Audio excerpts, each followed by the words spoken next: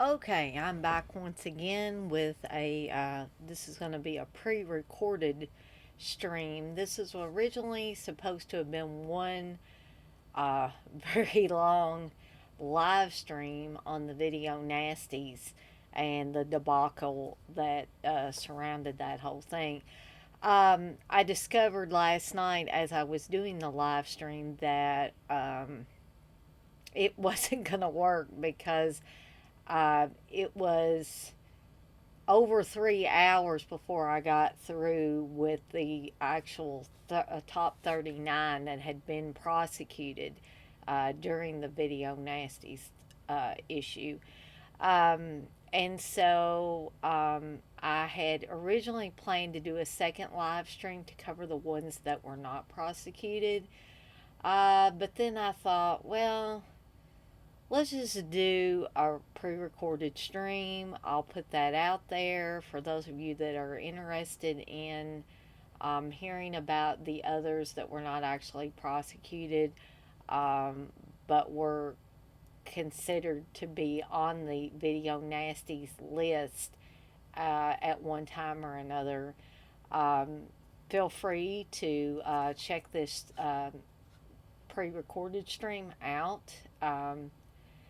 I I don't know if I will keep it on YouTube because YouTube's been kind of funny about. They struck one of my live streams and so far have not put it back up yet. And I did not record that one. And so that one may very well be lost. So I didn't want that to happen again. So what I've been doing with the live streams is generally I have been recording them as well in case YouTube strikes them, which means that if they strike them and don't put them back as visible, then you won't be able to see them on YouTube. My plan is eventually to take those off of YouTube anyway and put them on my Patreon page, which you're certainly welcome to join. There's a link on my Seductive Poison Facebook page that you can click on to do that. I may at some point put the link on the video so that you can, go to it that way as well. If you're not interested in joining Patreon at this time, but you still want to support what I'm doing financially, and you want to give a few bucks, it doesn't have to be a lot. You can donate through my PayPal email address, which is up here in the upper left hand corner. I have changed the color of it. I finally figured out how to do that on OBS. I thought surely you can't. They're not going to restrict you to just doing white text. So I was able to change the color to red. I also have a little title down in the bottom right hand corner that says Video Nasties, of course. And my lovely logo created by my friend Wes from Dead Pit Radio. Um, that says Evil Dead Chicks. So, um, just a little background. If you're interested in donating, feel free. You don't have to. This stuff will still be available for a short time on YouTube unless YouTube takes it down for some whatever ridiculous reason that their algorithms or whatever pick up. Um, in the case of the one that they have not put up yet and I appealed, it was on the Slumber Party Massacre films, uh, but they put a strike against it because, or they removed it rather, because of nudity and sexual content, which there was neither in the video. So evidently their algorithms were wrong. It's all automated. So um, maybe they'll put that one back up. If they don't, then I have to consider that a loss and learn from that. And what I learned is to make sure that I record all the streams that I do. That way I've still got them in case something were to happen. The only other thing that happens sometimes is there's technical issues. Like I had an audio issue because stupid me forgot to check the audio or test the audio out before I actually did the video, and I had to redo one, I believe, on the Evil Dead series. Okay, so enough about that. Anyway, we're going to move on to the actual video nasties that did not end up being prosecuted. The ones that I've seen, which include most of these, there are a few that I haven't, and I will be sure to tell you that when I get to them. But hopefully, I'll have some background information on them that I can give you. Some of these, there's a lot of background information, others, not so much. So, we're going to go ahead and get started. And the first one I want to talk about, I actually have a physical visual for this, is The Beyond, another Lucio Fulci film. One of the other Lucio Fulci films that ended up being prosecuted on the Video Nasties list was House by the Cemetery. I believe Steve gave me, I want to say he gave me this. I don't, it's either that or I got it as a gift. I'm not sure, because I think the copy that Steve received had a color error or something in the beginning of the film. I believe it was supposed to be sepia tone and it was black and white or something of that sort, and so they had to send correction discs. So this one, excuse me, may very well have been a gift. So anyway, most of you that watch these streams probably already know what this movie is about, so I'm not going to go into deep details plot-wise, because this one's kind of surreal anyway, and if I tried to explain the plot probably wouldn't make a lot of sense, but there are a lot of unique and gory kills in it, very memorable kills as well. And that's probably why it was on the Video Nasties list for a short time.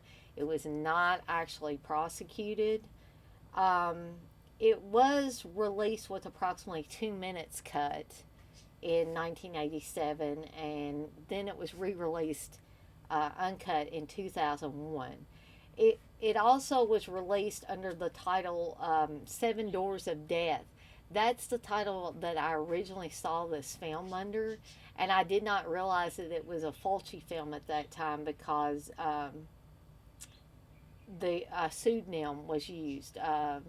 Fulci's name was not even on that particular print.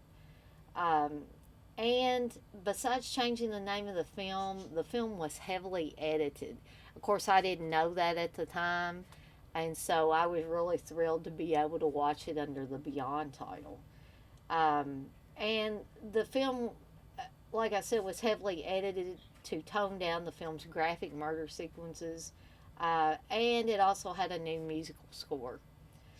This alternately titled re-edited version was quickly released on video by Thriller Video, and I think I do remember seeing Thriller Video on the box, the VHS box.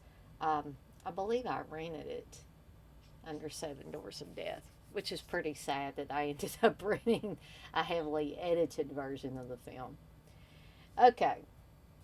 So, also, I figured by not doing a live stream of these, I'm not going to be, not that I don't like talking to people through the chat, but I'm not constantly having to respond to things in the chat because I don't want to leave anybody out. So we can tend to go through these pretty quickly. And not be on here for 3 hours and 30 minutes or whatever I was last night. But the next one, it's not the bottom movie because this is a double feature, but it's the top movie, The Boogie Man. starring Susanna Love. It also has John Carradine on it. Um, I don't know. There's some people that don't like the Boogeyman in general. I love this movie, and actually, I believe Steve has an uncut, like HD version of it. I believe he does. Um, and I would love to get my hands on a copy of that. Even though Steve's got one, I know people think that's weird, but even though we're married, I consider our movie collection separate. And so I like to have, there are certain movies that I like to have my own copy of because I'm a big fan. There are certain movies that I'm a big fan of. It's just like with The Evil Dead, I'm a huge fan of the Evil Dead series. And I just got to have that in my collection. And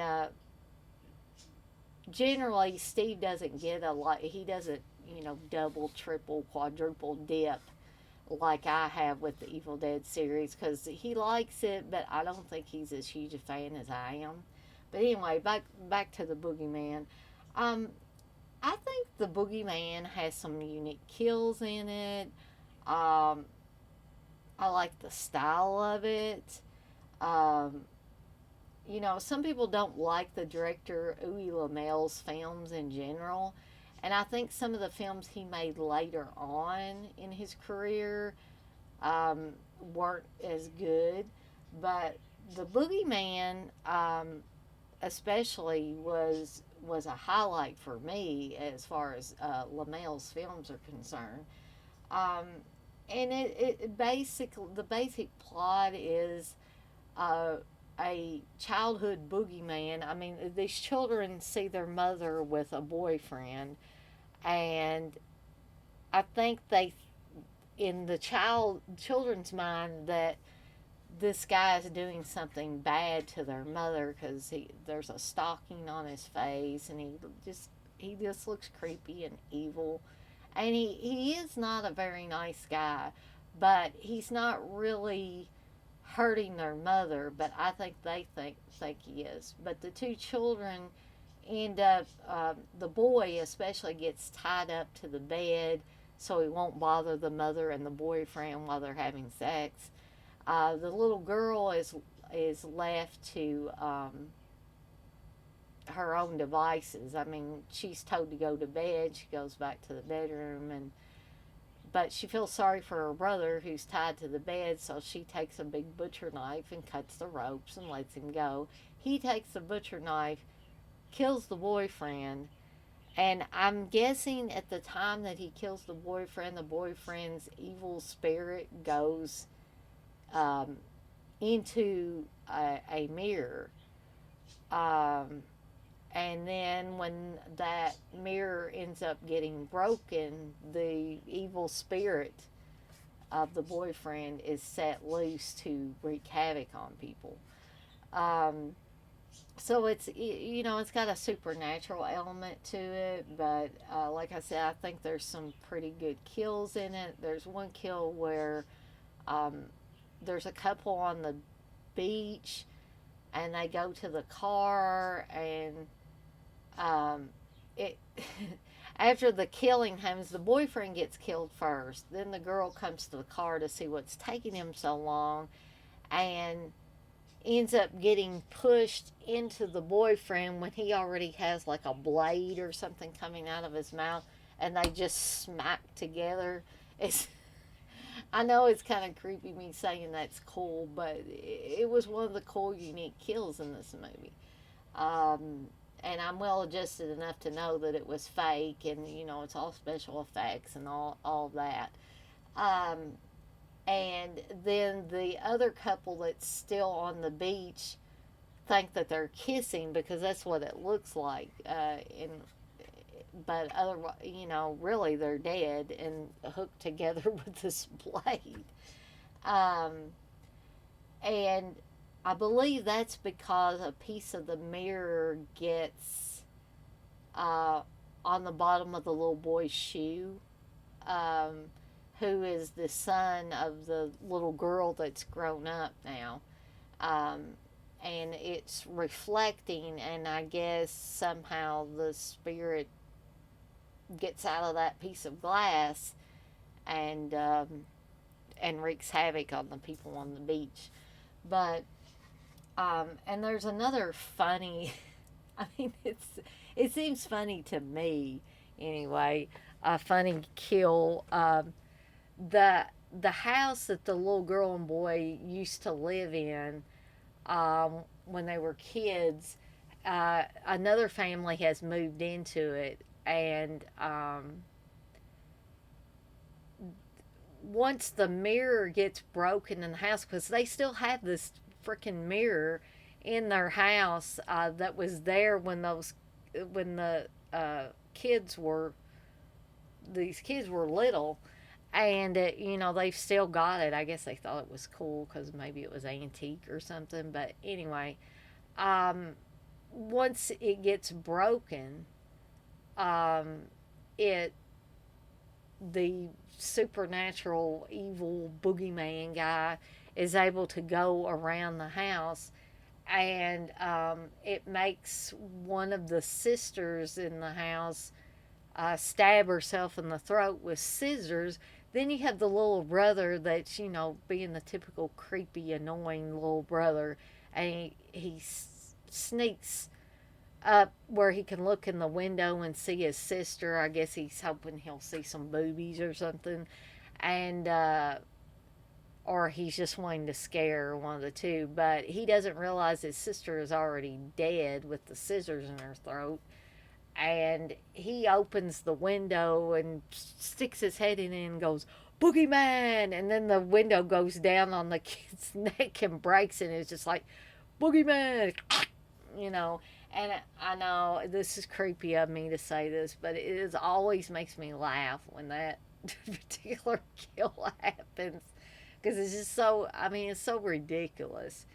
Um, but anyway, I don't remember anything really over the top that should have gotten it banned at all. But I'm not one of these people that wants to censor everything on the planet. So there's different sensibilities there, of course.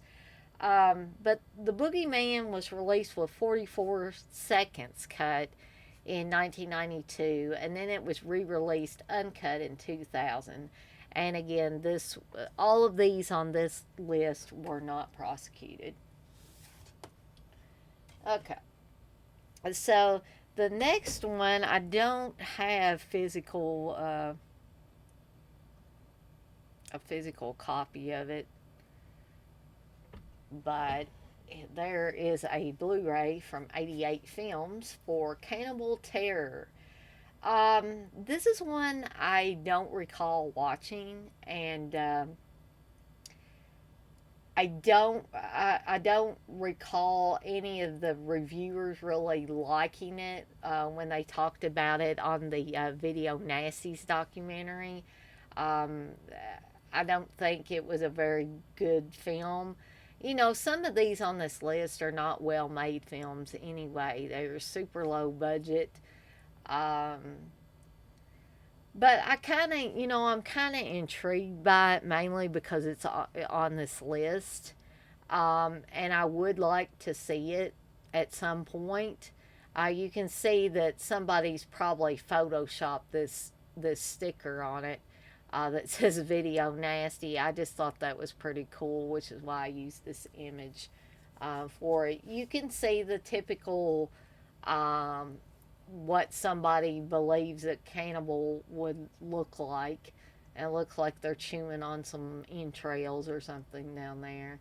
And then it looks like there's a guy tied to a tree, and it almost looks like one of the cannibals is getting ready to take a picture of him, but I can't really tell by this image. But anyways, I don't have a lot to say about this one because I don't recall watching it. But it was released uncut in 2003. which is basically all the information I have on it. If you want to know more, a little bit more about it, I would definitely suggest that Video Nasties documentary. The Video Nasties, a definitive guide that has the 3 discs in it. I think it is still available for purchase. Um, for I think it's over $20. But I do believe you maybe can get it from Amazon. And Severn may actually have some copies on their site. I would check that out if you have not seen this documentary yet. Okay, so the next one is Contamination, which again, I have seen it. It's been a little while since I watched it. To me, as far as I can remember, is basically an alien ripoff. You have these alien creatures busting out of these pods, and you can see one on the front of the Arrow release Blu-ray there, um, and basically infect people when they explode. Not exactly like the face hugger in the Alien movies, but I do consider this one to be an Alien ripoff, trying to capitalize on all the hoopla surrounding the Alien series of movies. Um, I don't remember this one being an outstanding movie. It was just okay. Had a few good effects in it. I think it was directed by Luigi Cozzi, who is I guess maybe you'd say a protege of Dario Argento. Um, and I want to say he was the guy that at one time ran the Profondo Rosso shop in Italy. I don't know if he still does that or not. If anybody has been to Italy recently, you would probably know if you're interested in all things Argento. Um, but yeah, that's the basic storyline of it. You know, scientists being put upon by these alien pods that explode and infect you. That's your basic plot line to this. It was released uncut in 2004 with a 15 rating. After the video recordings, Contamination, as it is known in the United Kingdom, was classed as a video nasty.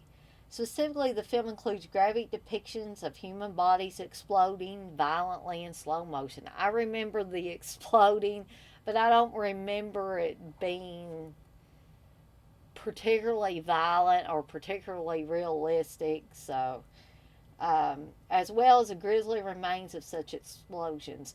While the explosion effects are not technically graphic, which I guess they agree with me, each of the exploding victims is encased in a bulky costume that is obviously hiding the mechanism that sprays the gore. They are extremely bloody. Okay. Years later, the BBFC classified the uncut version with a 15 certificate. So I guess they chilled out about it a little bit. It was released on video in the United States under titles Alien Contamination and Toxic Spawn, which are heavily edited. So if you want to watch the uncut version, stay away from those two. It is now available in the US in an unedited version, which has been released on DVD. And as we know, it's also on Blu-ray from Arrow. Okay, so I'm going to take that off of there. And we're going to talk about the next one, which I recently rewatched and have a whole new appreciation for this movie. It was even better than I remembered it being the first time I watched it, which is Dead and Buried. This is the Blue Underground DVD release. I do want to get the 4K release, but it's kind of on the expensive side right now for pre-order. I think it's coming out in July. I might I might want to, see if it comes down in price a little bit before I actually order it. Um, I like this movie. It has creepy atmosphere. It has some pretty gruesome effects work in there. Just the whole idea of a stranger coming to a kind of a pretty secluded town. I think the town's called Potter's Bluff, um, and being put upon by the citizens that live in that town. And there's something creepy about all of them, but you aren't quite sure what is going on until, or I'll tell you, the first time I watched it, and then of course it had been several years until I watched it again recently, and so I was surprised again. I wasn't quite sure what was going on, and I'm not going to give it away for those of you that haven't seen it, because this is one I can really highly recommend. That if you have not seen it, give it a watch. Um, I I really don't again, I really don't see that it needed to be banned or censored in any way. There is a scene of a hypodermic going into an eyeball, um, and people being set on fire and things of that nature. But again, I don't feel like it's anything that we haven't seen in the past, or similar scenes in other films. Um, a lot of which were never even considered video nasties. So I'm guessing these censors didn't pick up on all of these movies that had eye gougings and people set on fire and different things. But this is one I can highly recommend. If you have not seen it, definitely try to pick up a copy, or if you have access to Shudder, I believe it is still available to watch on Shudder right now. It was released with 30 seconds cut in 1990, and then it was released uncut in 1999. With the screenplay was written by Dan O'Bannon and Ronald Shusett, or Shusett, I believe. The movie was initially banned as a video nasty in the UK in the early 80s, but was later acquitted of obscenity charges and removed from the Director of Public Prosecutions list. The movie was subsequently novelized by Chelsea Quinn Yarbo, who was a horror novelist. In a 1983 interview with Starburst promoting Blue Thunder, O'Bannon disowned the film. He claimed that Shusett had written the script by himself but needed O'Bannon's name on the project and promised he would make some changes. On seeing the finished film, O'Bannon realized Shusett had did nothing of the sort, but it was too late for him to take his name off the credits. So O'Bannon doesn't really consider this one of his films. Okay. Sorry, gotta take a little drink here.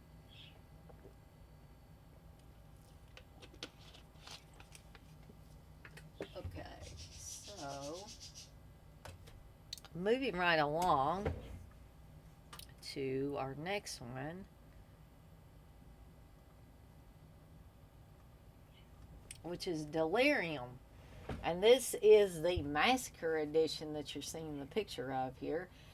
Now, the picture on there really makes this look like a movie that if I hadn't seen it before, that I would consider watching it. Also, the images on the back would probably entice me to watch the film. Um,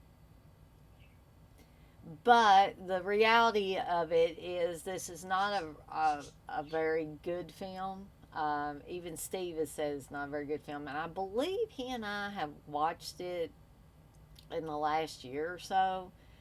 Uh, and actually, I do believe the bald guy that you see on the front with the meat cleaver, I he's not even the main crazy guy, so that's kind of deceptive to have him on there with that meat cleaver and then the screaming woman below him. So, um, not a really good film. It might be worth a watch maybe once. Um, maybe on a Sunday afternoon when you don't have anything else to do. Uh, you could maybe, waste some time with it. But I wouldn't, put that at the top of my movie watching list. Um, I think if I remember correctly, it's basically about a guy that I don't know if he had been in the war or what, but he got messed up along the way, and he kind of goes. I think they want to send him out. Maybe the cops want to send him out, or the military wants to send him out to kill bad people, and he just starts going ape shit and killing everybody. Um, but I think it would have served them better if they had put the main crazy guy on the front for the cover art instead of one of his cronies or whatever, whoever this guy was. See, I don't even remember. But I know he was not the main guy that was doing all the outrageous killing. And I'm sure some of the outrageous stuff is what got this considered to be banned or on the video nasties list in the first place. Um, Basically, all the background information I've got on this. It came out in 1979 and it was released with 16 seconds cut in 1987. That's all the information I have on that one for you. So, anyway, I'm going to move right along to another one of my favorites. Don't Go in the House. I remember watching this one for the first time back in my video rental days. And, there was just something about you have been warned on the front of it and things like that. And it just, I don't know, it was one of those cover art images that, with the tagline and everything, really made me want to rent it. It's low budget, yeah, but Dan Grimaldi, who plays the main guy in it, the guy that ends up burning the women, um, is really good in it. I think he went on to be in the Sopranos much later in his career. He seems like a really nice guy, but he was good at playing this very mentally disturbed individual. This has got a lot of elements working in it. It says a lot about child abuse because Dan Grimaldi's character in it as a child was burned by his, I guess, super freaky religious mother who told him he was evil, and pretty much she had to burn the evil out of him, and she would hold his arms over a stove until it burned him and left scars. And inevitably that left an impression on him. And when his mother dies, he comes home from work and finds out his mother has, I guess, fell asleep in her chair and died.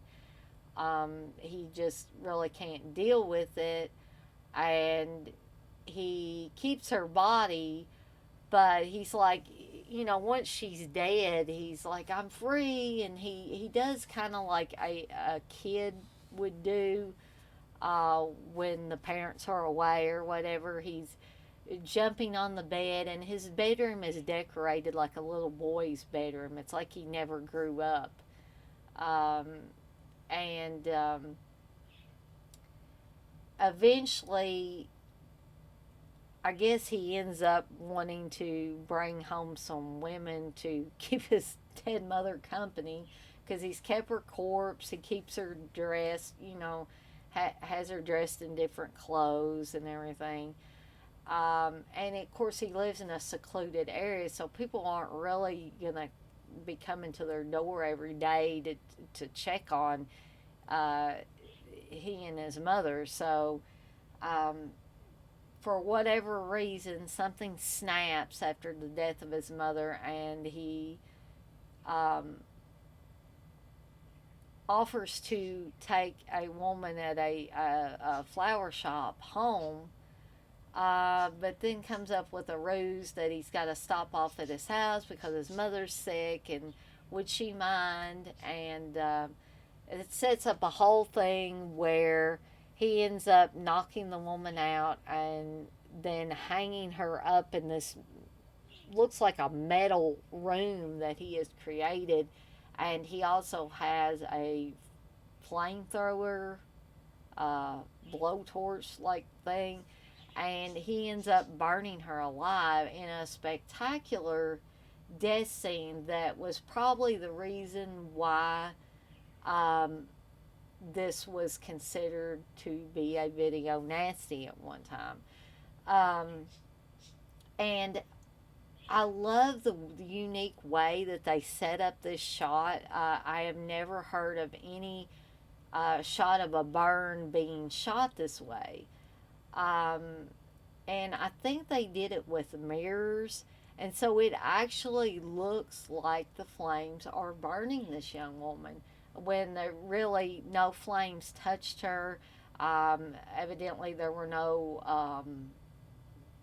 stunt women to, to put that stuff on and set them on fire. And, there was none of that. It was basically an optical effect. And it even shocked the director when he was looking into the camera and he could see how this being shot. It looked very real to him.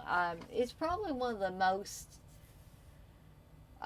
realistic burns things that I've seen. Besides, ones where you've actually got a stunt man and you can tell it's a stunt man. Of course, there was no stunt person in this because they did it optically, and so you could almost believe that poor woman was being burned alive. And there's not, other than that first kill, there's not, you don't really see the effects of any of the other burns that he does. You see the corpses afterwards because he sets them up around the house, and talks to them just like he talks to his mother's corpse, and he yells at them and tells them they're bad, and all this. And it's sort of like the maniac thing when Joe Spinell is scalping his victims after he kills them, and putting their hair on mannequins, and he sees the mannequins as real people, and he talks to them, addresses them in the victim's clothes, and all of that. So it's kind of on that sort of level. Only it doesn't really have that New York sleaze factor to it, and you don't have Joe Spinell in it. I don't think Dan Grimaldi is as sleazy as Joe Spinell, but he pulls this off very well as being the disturbed individual in the film. Um, and also Stephen Thrower that did the book. I think Nightmare Movies or something like that. Steve's got it. It's a big coffee table style book. Really got a lot of really good pictures and information in it. If you can get a hold of a copy, but I think this must be Stephen Thrower's all-time favorite movie because he talked about it a lot on the Video Nasties Definitive Guide documentary, and also in his book you see it's practically a full page of Dan Grimaldi's character in the fire suit with the blowtorch thing, and I when I saw that picture, I was kind of like, he must really like this movie, and evidently he does. So a little background about it. It was released with 3 minutes and 7 seconds cut in 1987, and I would imagine that had to do with that first burning. It passed uncut in December 2011. Despite some respectable critical notices, Don't Go in the House attracted controversy almost immediately because of its graphic depiction of the death of Kohler's first victim and the touchy central theme of childhood abuse. Now, yeah, I agree that childhood abuse is touchy, but I don't know why they would ban something just based on the child abuse. The film was cut by almost 3 minutes when it was released in Britain in the winter of 1980, but an uncut version was released on video by the Arcade label in 1982. Knowingly or not, they advertised the release as a true nasty from the arcade, and it quickly wound up on the DPP's list of banned titles. The pre-cut British cinema version was released on video by the Apex label in April 1987. I do believe Don't Go in the House. I have the Blu-ray from Scorpion, but I think Arrow may be putting out I believe a Blu-ray. I don't think it's a 4K. I think they're putting out a Blu-ray of Don't Go in the House soon, which I'm probably going to have to double dip and end up getting that. Um, so, yeah, I can definitely recommend Don't Go in the House if you haven't seen it. It's definitely worth more than one watch. Um, and take a look at that first kill and see how spectacularly it's set up and executed. Okay, so the next one we're going to talk about is Don't Go Near the Park, which I have. I think this is the Dark Sky films release, which I actually have on DVD, but I was too lazy to go hunt that one down and find it. So this is why we have the visual aid. It does have the distinction of having Linnea Quigley in it, and it also has Aldo Ray. I remember reading, I think it was one of the Fangoria horror video guides. I think it was Fangoria, or maybe it was Gorezone. One of the magazines came out with a horror video guide. But anyway, I was thinking it was those that said, never watch any movie with Aldo Ray in it.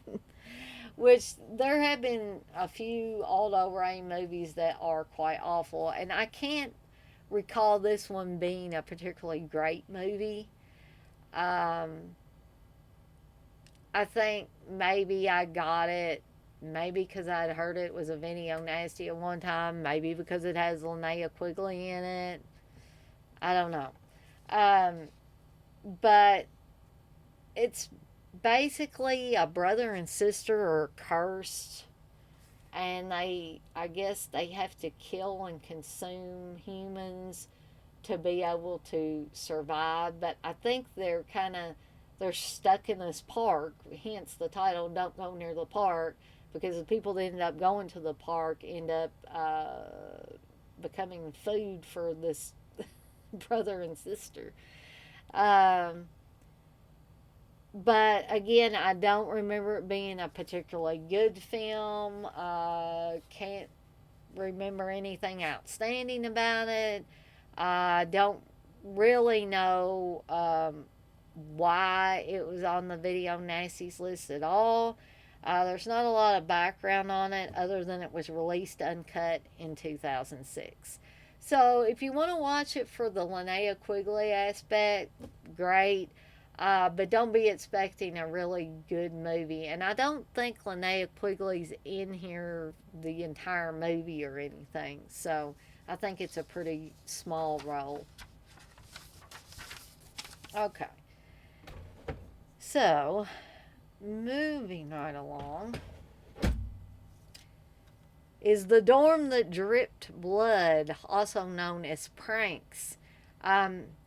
Steve got this. I'm not sure why, because he ended up giving it to me. but I thought he got it at a convention at the on the Synapse table, and this is generally one that I watch around Christmas time because some college students in the film are staying behind on campus over the Christmas holiday to sell off a bunch of equipment and furniture and stuff from a dorm that's being torn down. That's pretty much, I guess, dangerous and nobody can live in it. So they're like, you know, what the heck, we're going to tear it down and then we're going to sell off any equipment and furniture. So that's what these students are staying behind for. Uh, then there's this weird, I guess, homeless guy, John Hemmett, that I think his only purpose is to be a red herring in the film. Because again, this is one of those films that you're not supposed to know who the killer is until near the end of the film. And you're supposed to be, oh, shocked, you know. Which I really wasn't all that shocked, but like I said, I think the John Hemmett character was just a red herring to throw you off the trail of the actual killer, because other than being weird and getting things out of dumpsters and stuff like that, and sleeping on a dirty old mattress, he really doesn't serve any huge purpose in the film. But somebody is slowly killing off the students that are staying behind to clean up and sell equipment and furniture from this dorm. And like I said, near the end, the killer is actually revealed, and it's supposed to be shocking, but in my opinion, it's not really. And you have your typical hijinks of somebody playing tricks on people until, you know, the tricks, it turns out there's no more tricks. It's just people are actually getting killed. Hence the title of pranks. I do remember one kill that, or, well, a couple of kills that are particularly unique and interesting, to me anyway. uh, a handyman or caretaker or whatever he is gets drilled in the back of the head, which I, you know, feel free to correct me if you think I'm wrong, but I thought it was pretty realistic, the way they had it set up and the way they shot it. And the other one is a girl is actually, I guess, cooked in some kind of giant, it looks like some kind of giant soup pot. Uh, and I had never seen that before or since. So those are a couple of interesting things. Um, I don't, again, I don't recall anything particularly outrageous, outlandish, or anything like that. It was re released with 10 seconds cut in 1992. In the UK, the film was deemed to be a video nasty, most probably because of the drill killing sequence, which I just mentioned, and for the cover artwork, which depicted the spiked bat. And that was something that they said in the Video Nasties documentary, that perhaps the censors were afraid that somebody could actually create a spiked bat very easily and go on some kind of killing spree with it. But again, they're thinking that we're all a bunch of deviants instead of the mostly well adjusted individuals that we actually are. Um, and it does say in my notes, it was assumed that the BBFC had worries that because the killing weapon was depicted clearly, it was imitable, which is basically what I said. Somebody could create it easily, go on a killing spree. However, the film was not successfully prosecuted and was removed from the list. Okay, moving right along is Eaten Alive. directed by Toby Hooper of the Texas Chainsaw Massacre. Again, the Texas Chainsaw Massacre was never on any video nasties list, but Eaten Alive was. Um, and as you'll see, the picture that I have chosen is for the Arrow release of this. Um, so evidently you're able to watch it now in Britain or in the UK. Um, so Eaten Alive is basically this guy owns a motel, but instead of being like a Norman Bates character, he kills people and then feeds them to his pet alligator or crocodile, whatever it is. Um, yeah, and that's your basic plot line. Um, it was released with 25 seconds cut in 1992, and then it was re released uncut in 2000.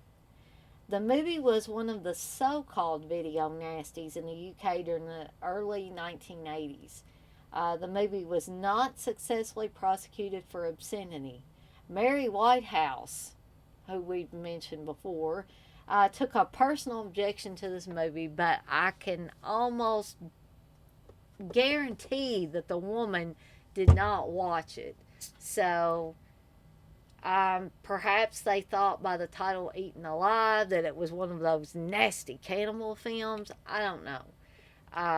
But for whatever reason, they objected to it. Okay. Sorry, I had to have a little drink because my throat gets very dry from too much talking. Okay. The next one I'm going to talk about is one of my all-time favorite movies in the history of horror movies, which is Sam Raimi's The Evil Dead, starring the great Bruce Campbell. You'll see this is the 4K version of this that came out here in the last 2 years or so. Um, yeah, I've said this over and over again how much I love this movie. If you ask me what my favorite horror movie is, this is the one that I'm gonna say. And I love a lot of horror movies, but I have a particular fondness for the Evil Dead series of movies.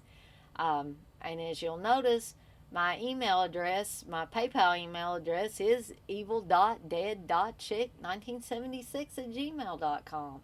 So there is no doubt how big a fan I am of this movie. Um, and I think most of you have seen The Evil Dead, so I'm not going to break the plot down into 20,000 little pieces for you. If you have not had the pleasure of seeing this film, I highly recommend it. And I highly recommend its sequels, Evil Dead 2 and Army of Darkness.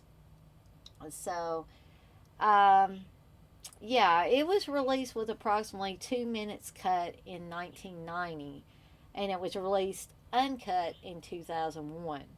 The film's release was met with controversy. Raimi made the film as gruesome as possible with no interest or fear in censorship, leading to an X rating and being cited as a video nasty. Films labeled as a video nasty were often highly violent and disturbing films that were widely controversial, a title often held by pornographic films and other X-rated films.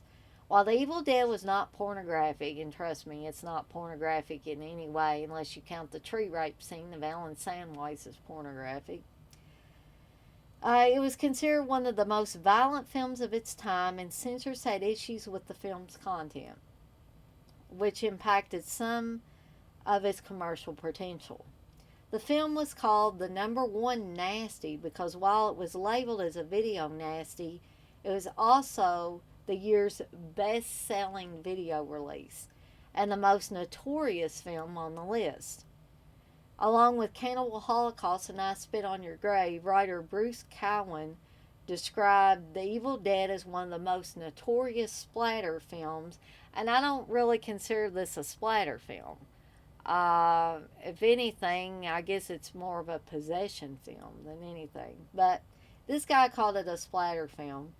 The film was banned on video in some countries. However, it was never officially banned outright. And Palace Video in the UK, uh, we can all thank them for making this movie even more famous and for getting it distributed, uh, I think, quite widely in the UK. So, anyway, that's Evil Dead. The next one, no, we're not going to talk about Chaos, which is a newer movie that is pretty violent in the vein of Last House on the Left, but that's another movie for another day.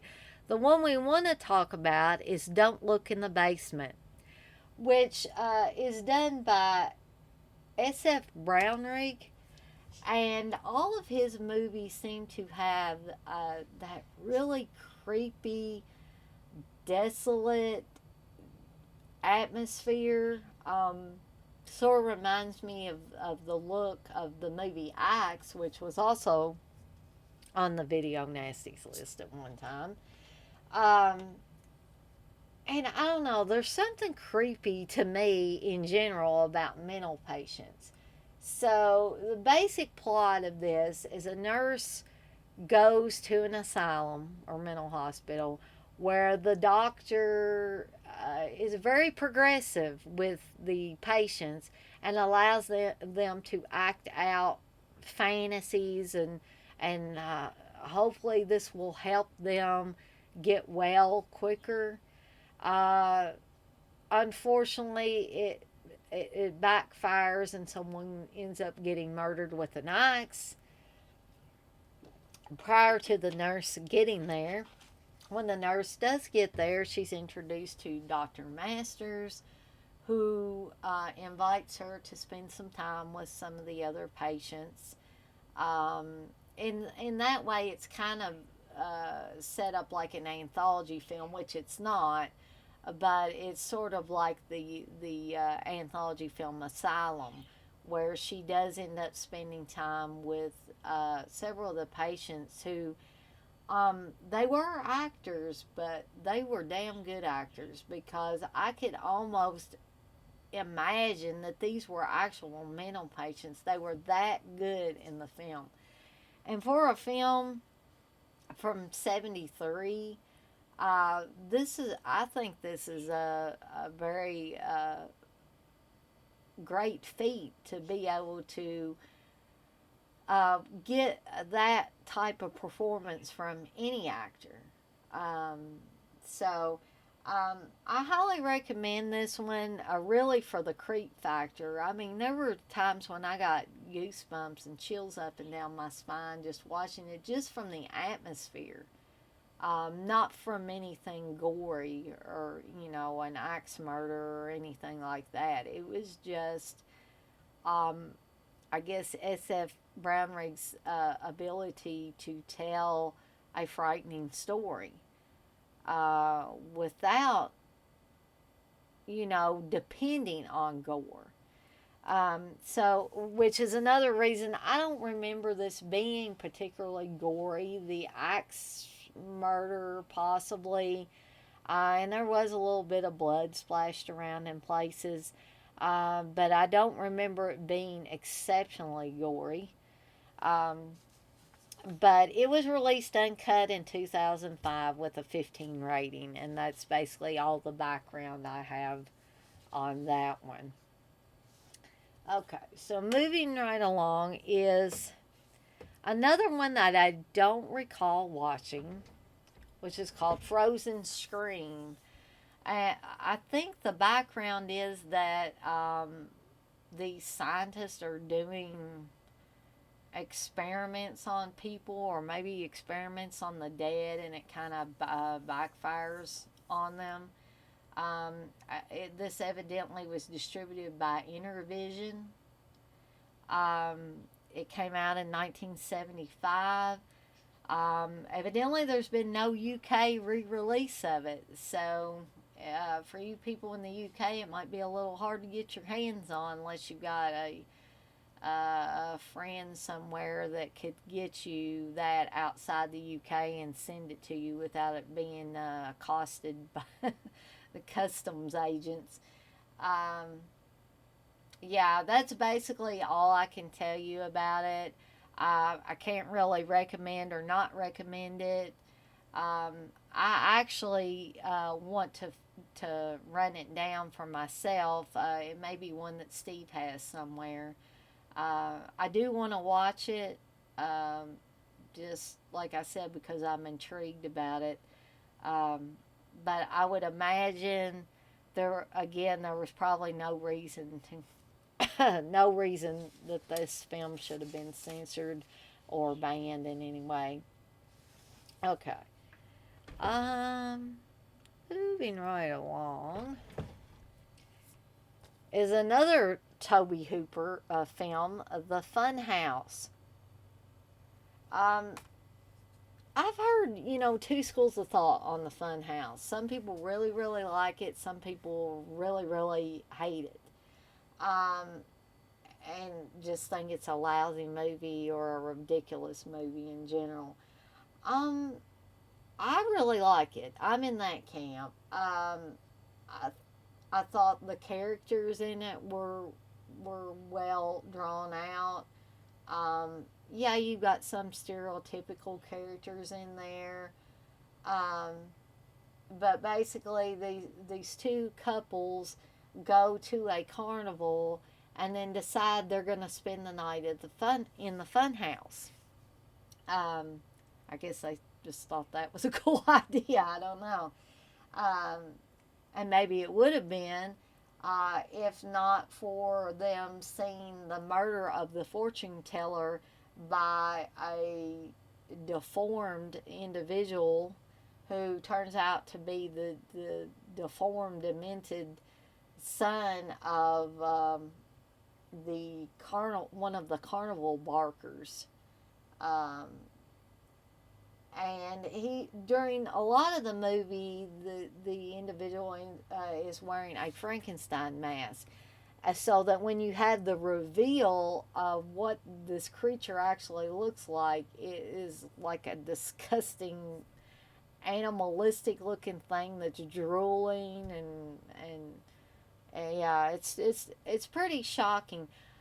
Unfortunately, though, if you were old enough to be looking at Fangoria magazine back in the day, they had that on the cover of one of their magazines. So, for those of you that were old enough during that time, then that the whole reveal was spoiled for you. But that is a cool cover to have that on there. But it did, spoil that reveal for anybody that had not seen the film at that time. Um, yeah, I was just looking on the back here to see if it showed the creature on there, and it does not. Yeah, the other thing that I really like about this movie is the opening shots. You think it's going to be your typical shower scene where somebody's going to get killed in the shower, and it turns out to have a little twist in it. I'm not going to reveal that twist. I'm just going to say it's pretty cool the way it was set up and executed. Um, and it's definitely not your typical horror movie shower scene. Okay, so it was released uncut in 1987, reclassified as a 15 certificate in 2007. The film was unsuccessfully prosecuted as a video nasty a few years after its release. Some commentators have questioned its attempted banning, given that the film is fairly tame in comparison to the other entries on the list. This led some to suggest it was mistakenly chosen instead of the infamous Last House on Dead End Street, which was also known under the title as The Fun House, I believe. Um, and oddly does not appear on the list. So that could have been the case. Um, a little note about Last House on Dead End Street. I have watched it. I do own the DVD that came out and a limited version from, I believe, Barrel Entertainment. You might be able to find some copies on eBay now. Um, I don't remember that one being a particularly good film. I would rather watch Toby Hooper's The Funhouse any day than watch Last House on Dead End Street again. I actually thought it was kind of boring. It may have had a couple of gory things in it, but other than that, it was not really worth watching. I think the hype superseded the movie actually. But that's another movie for another day because it was never on the video nasties list. Anyway, so moving on to Hell of the Living Dead, which is a Bruno Mattei film. And for those of you that have seen many Bruno Mattei films, you know they're never good. They might be fun, they might be outrageous, but they're not good films. They might be so bad they're good, I guess. Um, this is a Living Dead film, and as you can see, the dead person or zombie or whatever you want to call it that's on the front. Oh, excuse me. It's on the front of this DVD case. It looks very similar to the creature on the front of the Gates of Hell or City of the Living Dead covers, the early covers of that. So maybe they were trying to capitalize on City of the Living Dead, aka Gates of Hell, which was a Fulci film. Um, yeah, what I can remember of this one is basically scientists against zombies, um, and with plenty of gore and stuff thrown in there for good measure. Again, I don't think anything overly outrageous, overly disgusting, or anything like that. Um, Actually, my friends over at Dead Pit Radio I want to say they did a drunken live commentary at one of the conventions, probably the Fright Night Film Festival. One year, I was actually there for that one, um, which they're always fun. Those live commentaries. Um, but other than the basic plot I gave you in that commentary, I don't remember, anything overly outstanding about this film. Might be worth a couple of watches or so, but not anything to write home about. Um, and the only background I got on it, it was released uncut in 2002. Okay. So the next one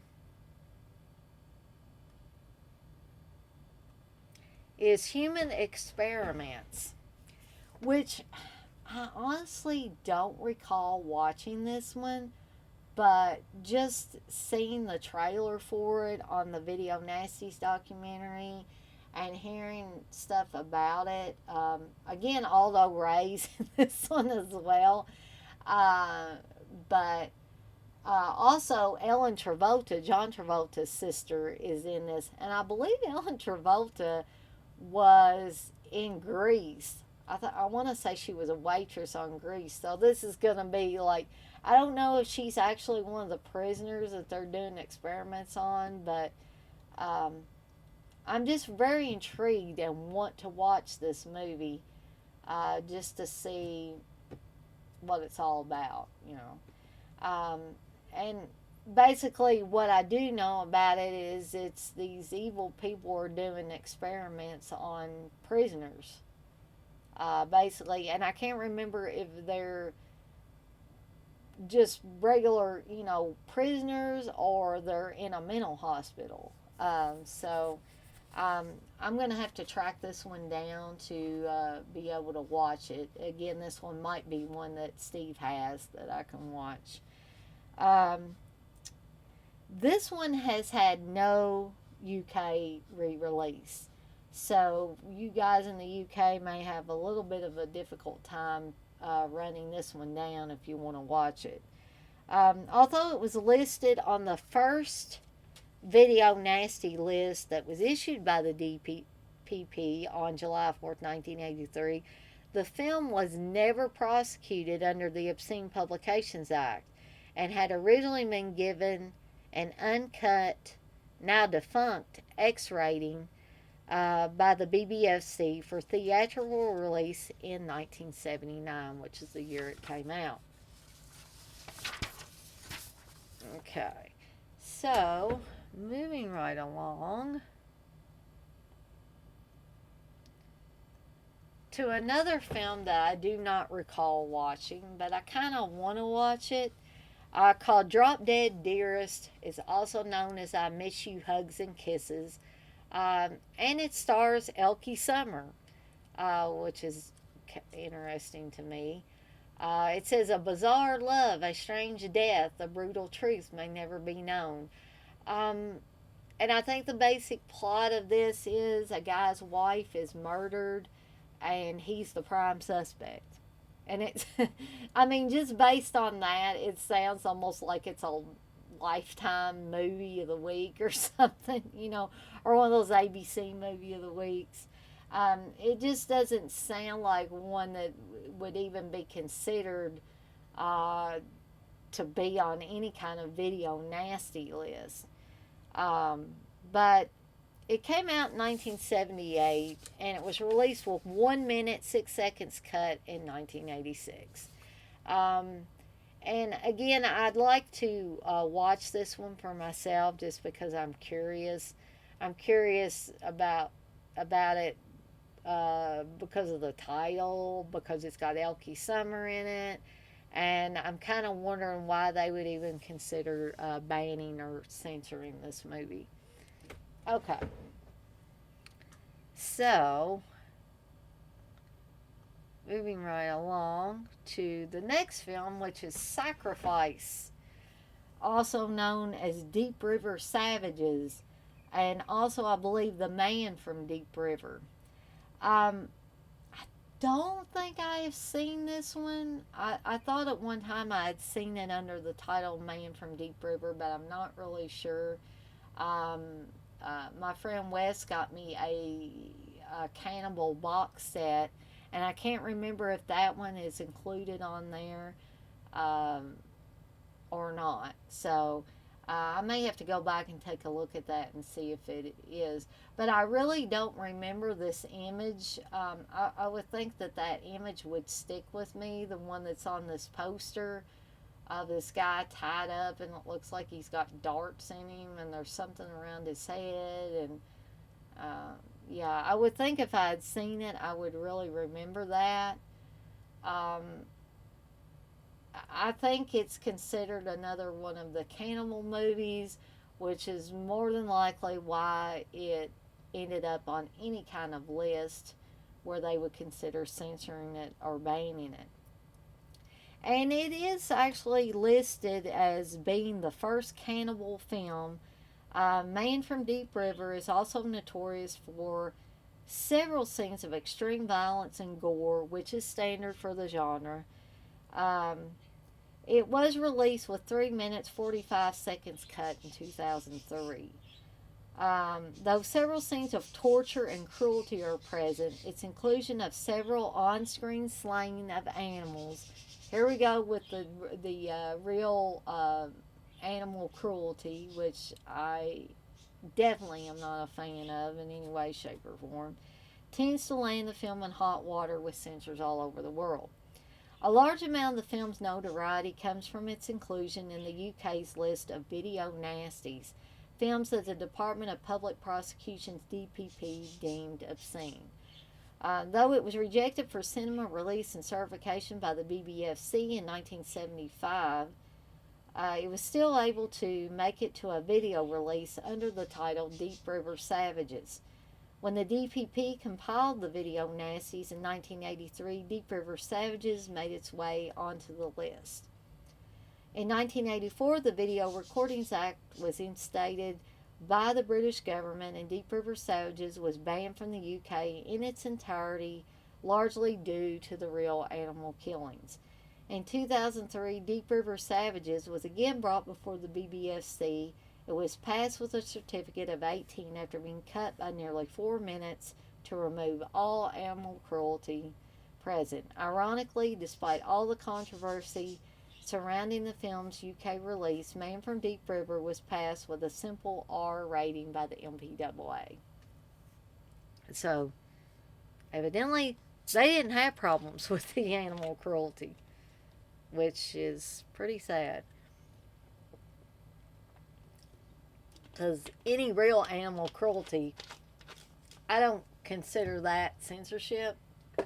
I consider that having some sense and getting rid of something that adds nothing to the film, as I've said before. So, moving right along to Dario Argento's Inferno. I gotta be honest here, and I'm probably gonna take some bashing for this. This is not on the top of my list of Argento films. Deep Red, Suspiria, Tenebrae, all the movies like that. But honestly, I tell you, maybe I need to give Inferno another chance. I thought Inferno was boring. And I didn't think it was on the level of Argento's other films. I think Steve really likes it. So I just thought the plot kind of plodded along. Didn't really, entice me to keep watching like some of Argento's other films did. And maybe I need to give it another chance. I don't know. Perhaps I will here soon. It was released with 20 seconds cut in 1993 and released uncut in September 2010. Okay. Moving right along. We have The Killer Nun with Anita Ekberg. I'm sure Steve probably has this. The picture you're looking at is the Arrow video release. Steve's into all the nunsploitation type films, which at one time these nunsploitation films gained a lot of notoriety, which is more than likely why this one ended up on any kind of video nasties list, whatever the time period that it was on there. I mean, just looking at these images, it looks like a typical, nunsploitation film. You got, nuns doing nasty things that they shouldn't be doing. You've got naked chicks and, yeah. I don't know. I kind of want to see it, but, and I don't remember seeing it previously. Perhaps Steve can refresh my memory. But again, I'm sure the nunsploitation element is probably what got it put on the list. But I would imagine it doesn't have anything any worse than any of the other nunsploitation films. It was released with 13 seconds cut in 1993 and released uncut in 2006. The film was originally banned in Britain in 1983, but was subsequently re-released in DVD format there in 2006 after changes in British censorship policy. In the United Kingdom, Mary Whitehouse, there's old Mary Whitehouse again, denounced it as one of the video nasty subgenre of violent horror cinema, which might adversely affect human behavior, which is a bunch of hooey, if you ask me. Although it was originally on a DPP list of objectionable films in the United Kingdom, compiled by the Director of Public Prosecutions in 1983, as a result of the aforementioned moral panic, liberalized British film, video, and DVD censorship policy meant that the DVD version of the film was re-released there in 2006, uncut. Okay. And moving right along is another film that's in a similar vein to Last House on the Left. Um, and I think it actually got released at one time under the title Last House on the, or the second Last House on the Left, I believe. Although it has nothing to do with any of the characters in the original Last House on the Left. Um, it's also known as Last Stop on the Night Train, Late Night Trains, and the title you see here in the picture, Night Train Murders. Um, yeah, this is an exploitation film all the way. Uh, Very sleazy. Uh, the uh, the psychic Olga from Deep Red turns up in this film as a very nasty woman who ends up getting with the two criminals here to torture these poor girls on a train as they're going home for. I want to say they're going home for Christmas, maybe. So that makes it extra horrible. Um, yeah, and the stuff that happens to the girls is disturbing. I don't recall it being quite as bad as Last House on the Left, but it's certainly hard to watch and disturbing. And of course, it is similar to Last House on the Left in that when the parents find out what has happened to their daughter and her friend, they take revenge on the criminals who and the woman who kind of befriends them, uh, takes revenge on them in appropriate ways for the arc of the complete violence in the film. Um, I remember watching this when it came out on DVD under the title Night Train Murders. Um, I don't, it's like Last House on the Left and I Spit on Your Grave and stuff like that.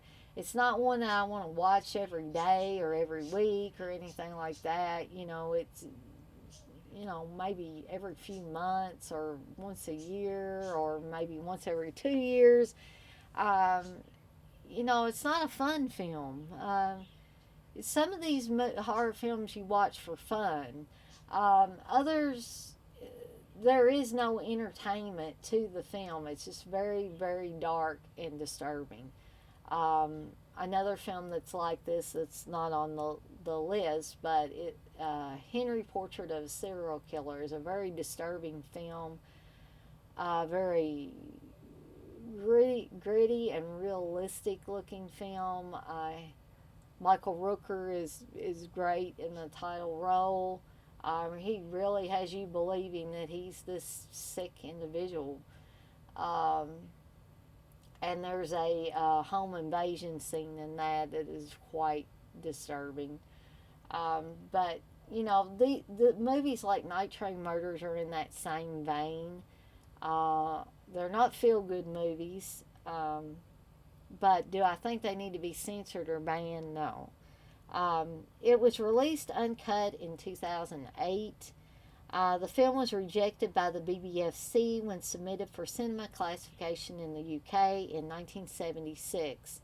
It was banned as a video nasty in 1983, though it was acquitted and removed from the list in 1984.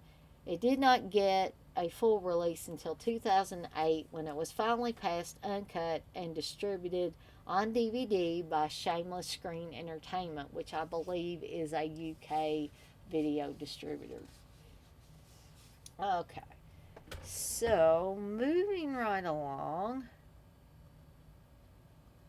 is Let Sleeping Corpses Lie, or The Living Dead at the Manchester Morgue. I watched this again quite recently with Steve, and I I was really surprised at how well made this movie was. I enjoyed the creepy atmosphere it had. Um, it's sort of trippy, like sort of like you're on an acid trip while watching it. And just kind of makes you, the film itself makes you feel uneasy the majority of the time you're watching it. So I think that makes for a good horror film. It does have the tagline on there: to avoid fainting, keep repeating, it's only a movie, only a movie, only a movie, only a movie. And that tagline evidently was not only used for Last House on the Left, but for several other films.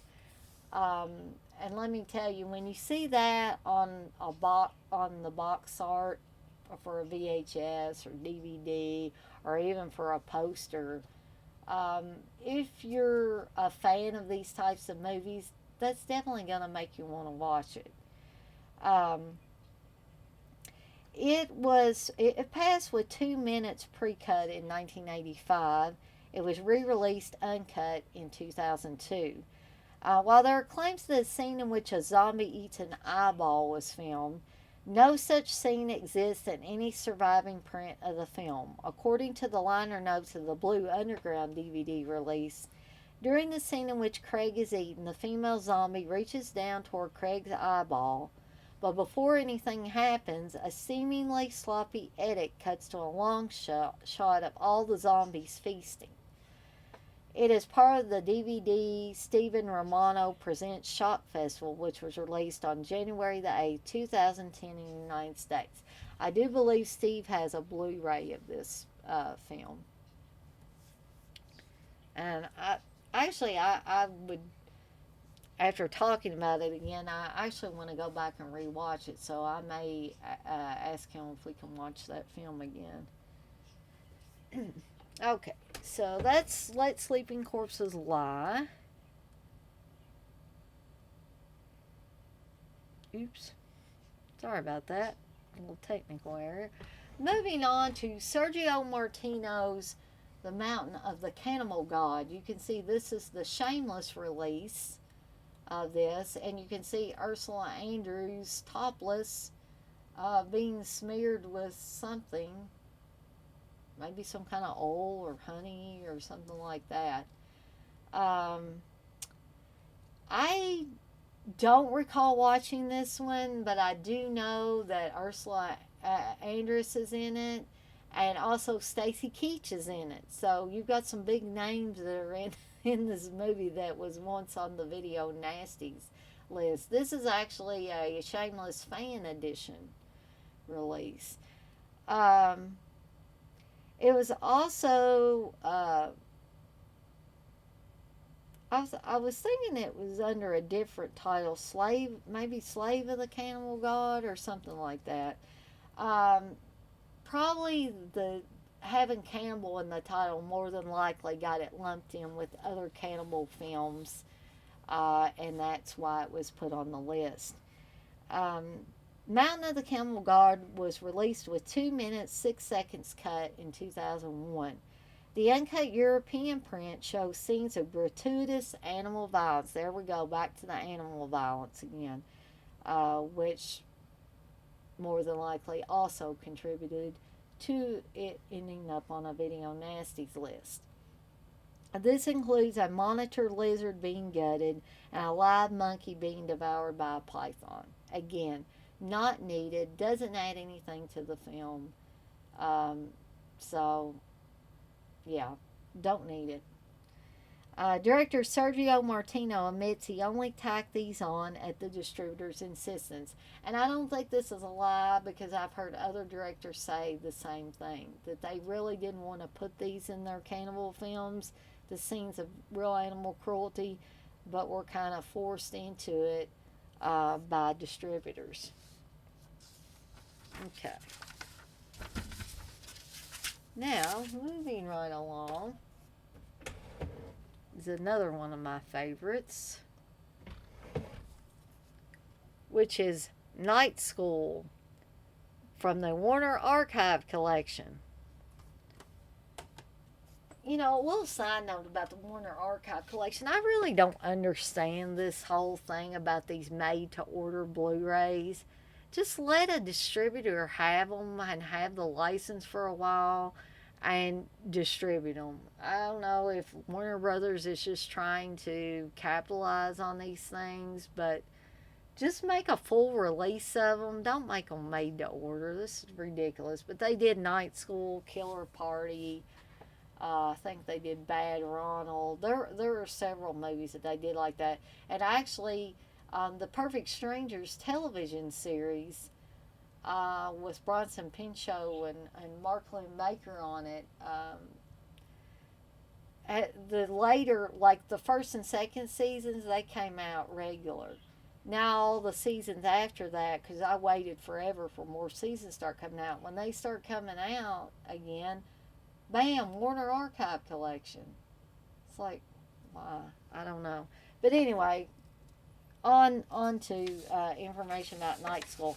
I recently rewatched Night School again, and I still like this movie. A lot of the reviewers on the video Nasties documentary did not like this. I think, oh gosh, I'm forgetting. Kim Newman did not like the film at all, did not think it was well done. Didn't really care for Rachel Ward in it. But honestly, I'd rather watch Rachel Ward in this any day.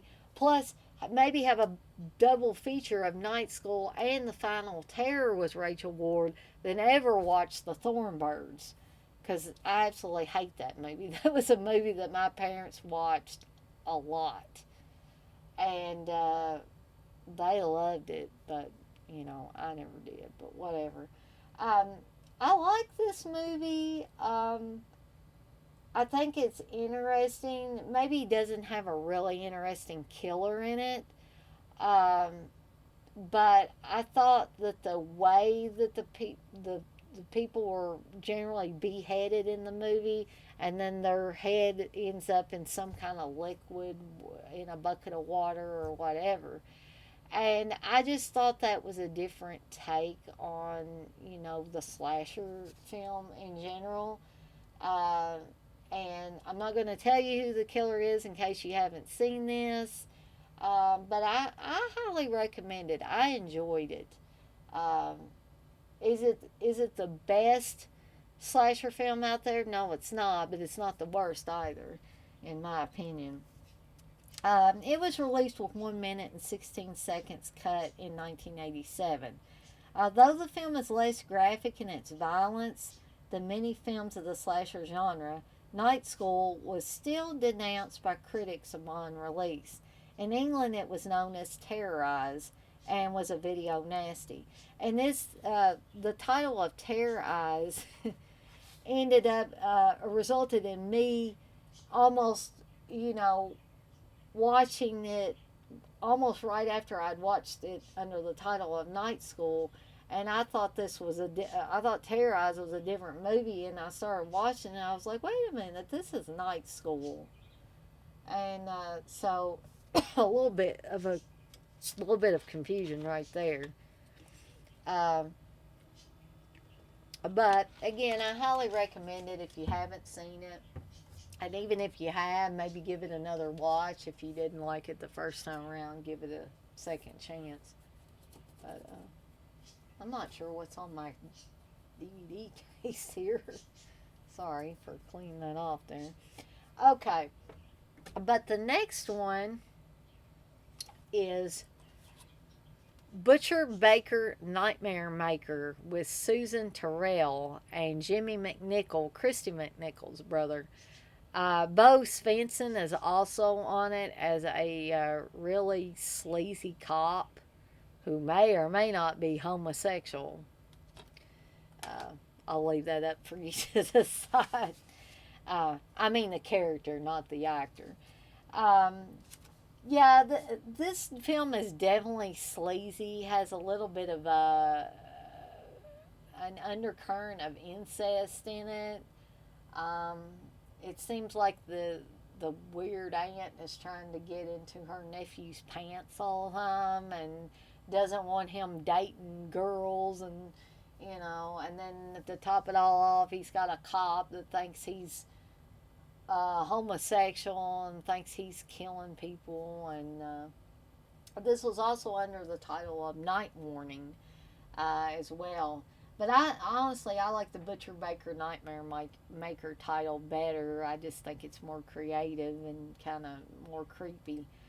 Um, yeah, I can highly recommend it if you haven't seen it. Just be prepared for Susan Terrell's extra amount of weirdness and incestuous nature towards her nephew in the movie. This movie was refused a video certificate in 1987 as the evil protege. Sorry, no UK re-release. So again, you guys in the UK might have a hard time getting your hands on a copy of that film.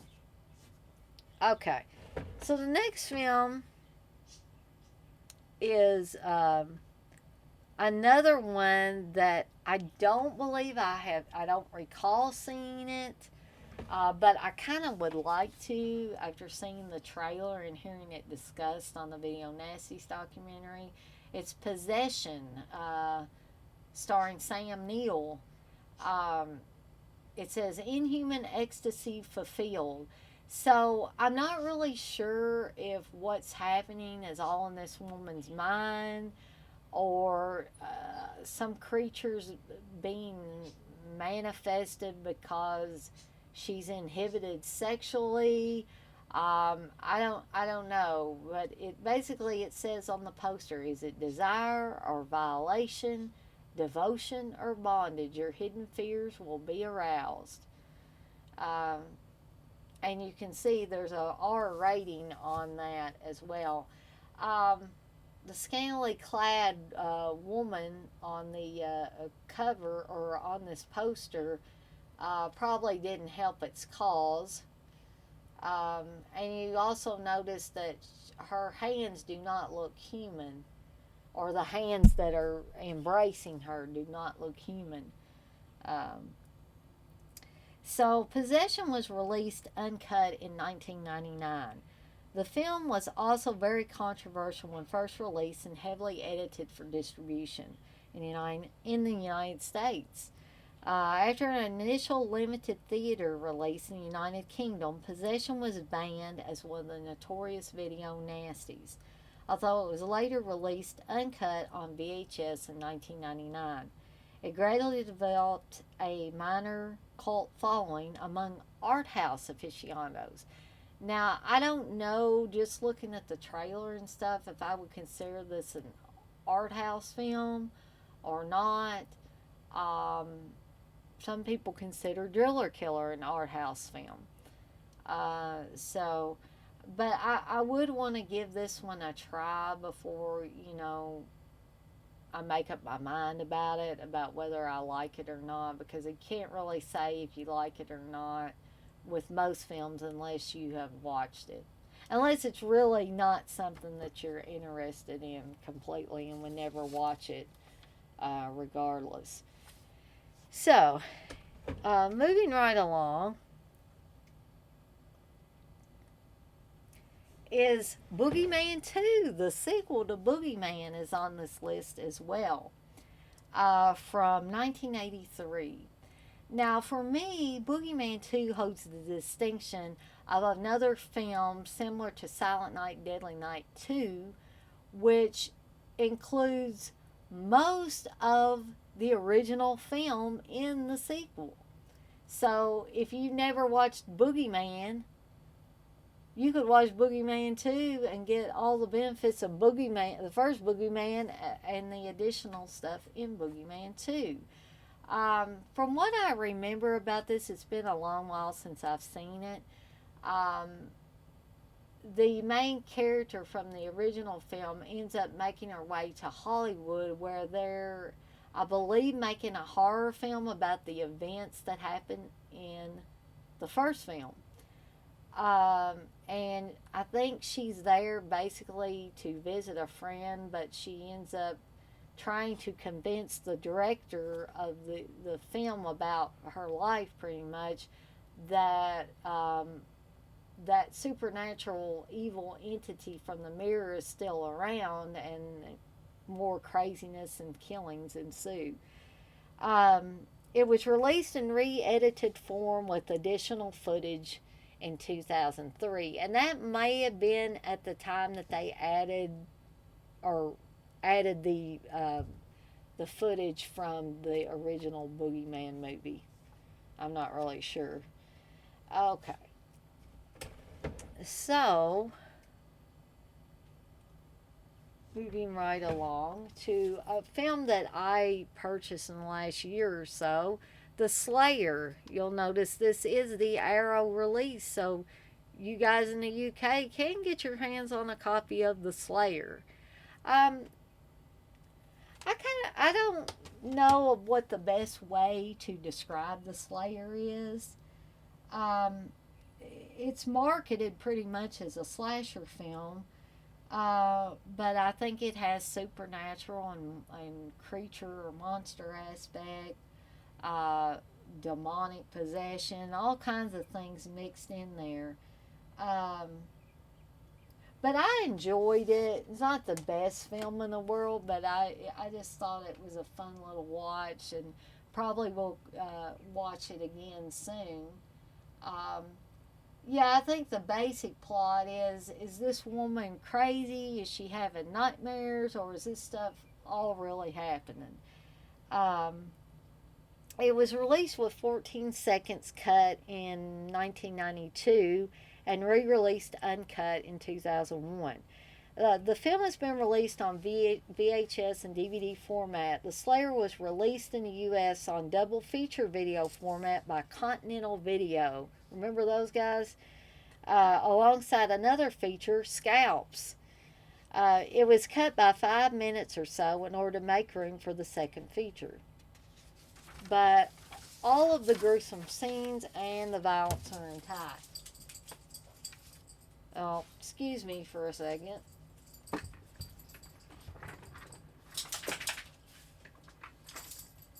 Steve's let all my dogs in here.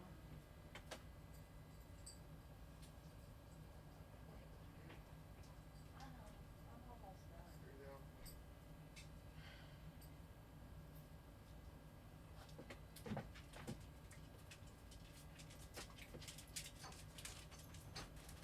Come on, everybody.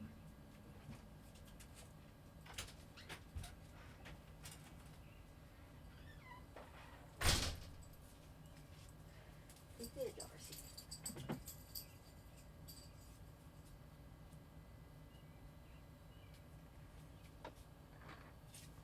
Okay, sorry for that little interruption.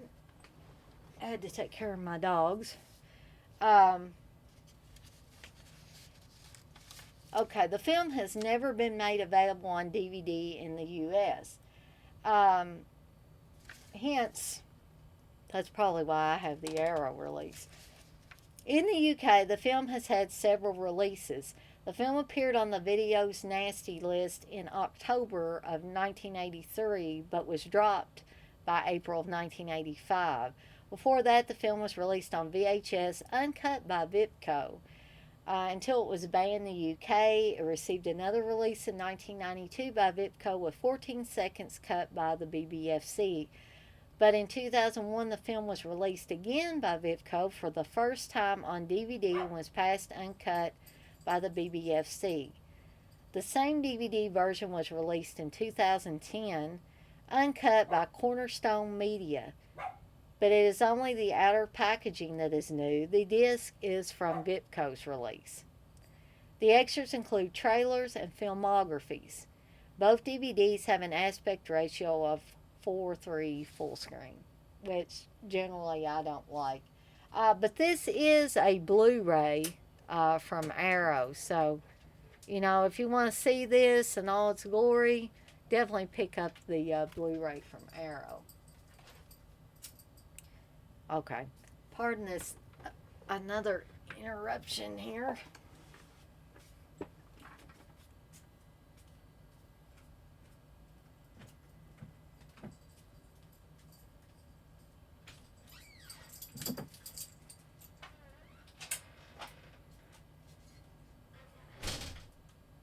guys. I'm going to try to get this finished up without any other interruptions here, because we don't have that many more to go. Okay, so the next one is another one of my personal favorites, the Toolbox Murders. And who could resist a movie with the title The Toolbox Murders and a cover like this?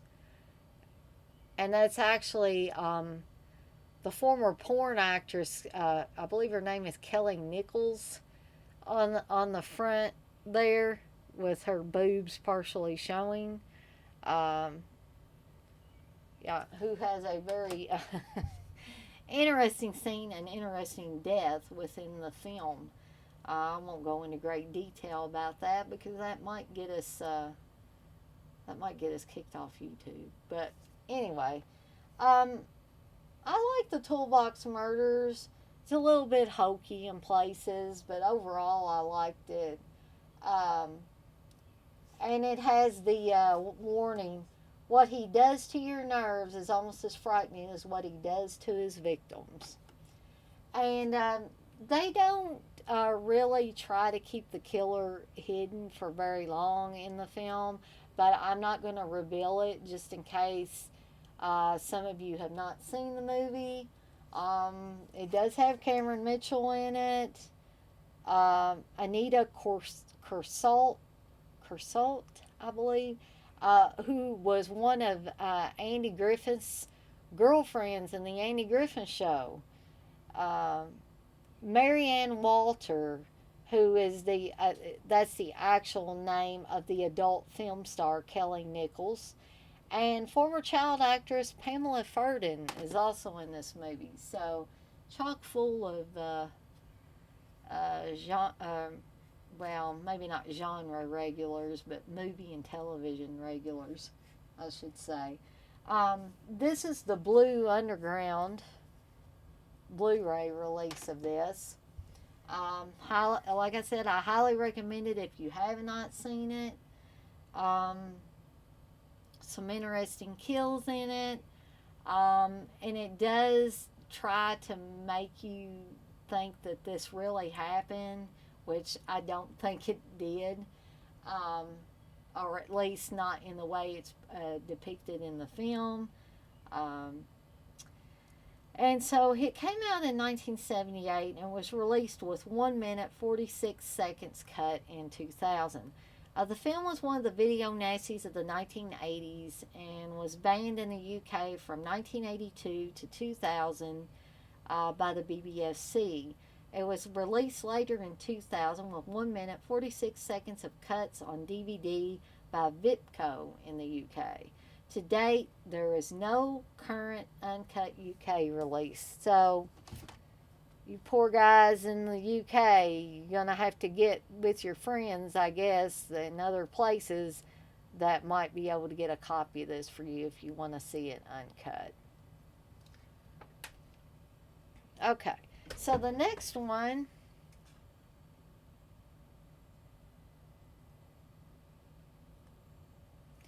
is Unhinged, which I actually have this DVD, which touts it as the original uncensored version. I don't remember this movie being really great. I think it was very slow in plotting for the majority of the film, and then it kind of got bloody near the end. And then there was a reveal that was supposed to be shocking, but I really don't think that this film measures up to the hype and did not deserve to be put on any kind of list, or to be censored in any way. All that, like I said, that's a bunch of hooey to me anyway. It's been a while since I watched it, but honestly, I'm not in any huge hurry to rewatch it. I will get around to it at some point. It was released uncut in 2004.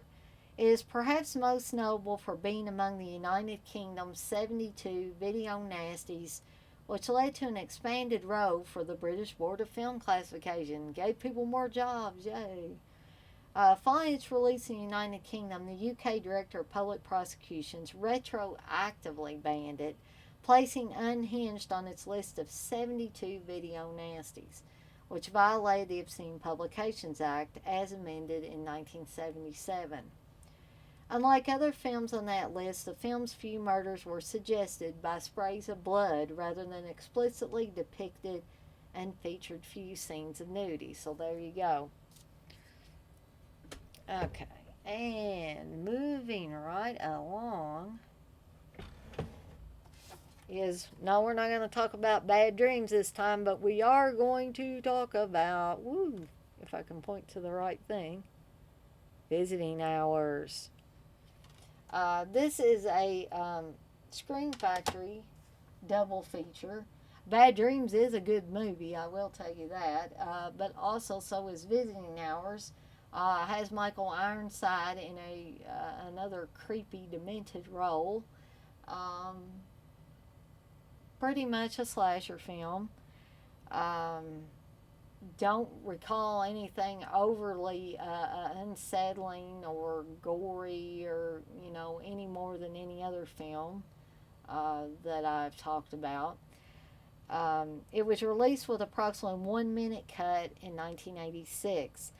The movie appeared on the UK's Video Nasty list, even though it was the same version that had been had cut for a cinema release there, and starred well-known Hollywood actors such as William Shatner and Lee Grant.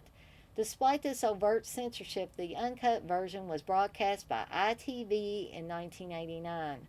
However, this resulted in its censure by the Broadcasting Standards Council, as this version has not been cleared for video release. Okay, so we're down to the final two, guys. So the next one I want to talk about is The Witch Who Came from the Sea. I have never seen this film, so I really can't comment on the content within. But I'm wondering, based on this tagline, Molly really knows how to cut men down to size, and shows a Viking-looking woman with a guy's severed head. If it's trying to say something about women's power or, feminism, or, I could be totally off on that. But to be honest, the trailer I saw for it on the documentary didn't actually invite me to watch the film. I mean, I thought it looked sort of dull, and I think there's some incest elements, which I wouldn't care anything about anyway, which is probably what helped propel it onto the Video Nasties list. It was released uncut in 2006. For its scenes of extreme sexual violence, the film was banned in Britain, although there is no evidence that it was ever given an earlier theatrical release. The BBFC has no record of its certification from 1976 or afterwards, and there is no indication the film was banned elsewhere. However, in 1983, the United Kingdom Department of Public Prosecutions compiled a list of 72 video releases that were not brought before the BBFC for certification and declared them prosecutable for obscenity. This list of video nasties included The Witch Who Came from the Sea, but it was in the subgroup of 33 titles that were unsuccessfully prosecuted and was soon dropped from the DPP list. In the United Kingdom, the film was eventually released completely uncut in 2006 with a complete running time of 87 minutes 43 seconds, so just under the 90-minute mark.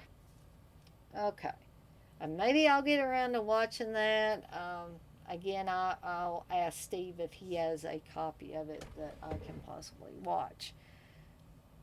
Maybe I'll have a whole new view on it at that point. Okay, and the final number 72 film that we're going to talk about is Women Behind Bars from 1975, which is another one that I don't recall watching. I'm almost sure probably Steve has seen it. Um, I can tell by this poster that it's more than likely your typical women in prison movie. It says, "Welcome to prison, ladies," unfolds with a brutal fury. And it also stars Lena Romay, who was a Jess Franco regular at one time, and I believe she was either the girlfriend or married to Jess Franco at one time. And I'm sure she gets nude in the film. So you guys that like Lena Romay, you can have some eye candy there. Um, and basically, the only background I've got on it is there is no UK re release of this movie. So, you guys in the UK may have to look elsewhere to find a copy to watch. Okay, well, this officially completes our video Nasties film discussion. And it took me 2 days to do it. And approximately maybe 5.5 hours total to cover it. I hope everyone's enjoyed it. I hope to be back again with something again soon. I hope to be putting this out on YouTube for you guys that were in on the live stream last night for the original, the list of the prosecutable films, so that you can finish this up. This will probably remain on YouTube for about a week, at which time I will remove it from YouTube and put it on my Patreon page. Please, if you're interested in the Patreon, the link is on my Seductive Poison Facebook page. You can also donate to my cause through PayPal at evil.dead.chick1976 at gmail.com. Thanks, everybody, and I hope to be back again soon with something very interesting for everybody.